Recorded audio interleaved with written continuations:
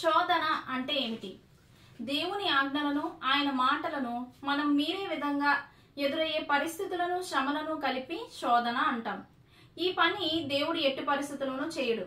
అంటే ఒక మనిషిని దేవుడు ఎప్పుడూ శోధించడు.